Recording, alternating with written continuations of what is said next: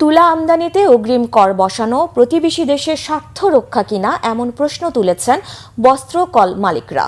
তুলা আমদানির ওপর সম্প্রতি 2% অগ্রিম আয়কর আরোপ করেছে জাতীয় রাজস্ব বোর্ড।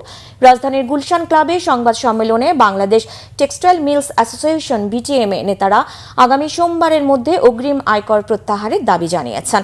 এই সময় বিটিএমএ সভাপতি শওকত আজিজ রাসেল বলেন, দেশের কারখানা উৎপাদিত সুতার চেয়ে ভারত থেকে সুতা আমদানি করতে কম খরচ হবে। তাহলে বাংলাদেশের নিয়ম নীতি কি পার্শ্ববর্তী দেশকে সচ্ছল করার জন্য কিনা মন্তব্য করেন তিনি। অনুষ্ঠানে বিটিএমএ নেতারা বলেন, লোকসানের কারণে বস্ত্রকল মালিকেরা টিকতে পারছে না।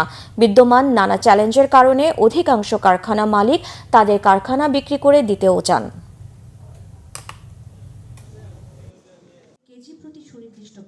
তো আমি এই সুতাটা আমার নিজের ফ্যাক্টরি থেকে কি কারণে কিনবো? সেখানে তো আমাকে 2% করে দিয়ে আসতে হচ্ছে, অ্যাডভান্স ইনকাম ট্যাক্স দিতে হচ্ছে, অনেক কিছু দিতে হচ্ছে। আমি যদি সুতোটা ইন্ডিয়া থেকে ইম্পোর্ট করে নিয়ে আসি বন্ডে, আমার এগুলো কিছুই লাগছে না, কোনো ঝামেলাই নাই, দামেও কিছু সাশ্রয় হবে। তাইলে কি আমরা নিয়ম নীতি করছি পার্শ্ববর্তী দেশকে স্বচ্ছ করার জন্য, সচ্ছল করার জন্য? তাদের কর্মসংস্থানকে কি আমরা বাড়ানোর জন্য প্রক্রিয়া করছি? আমার সরকার কি নিরলসভাবে কাজ করছে ওদের স্বার্থ রক্ষার্থে?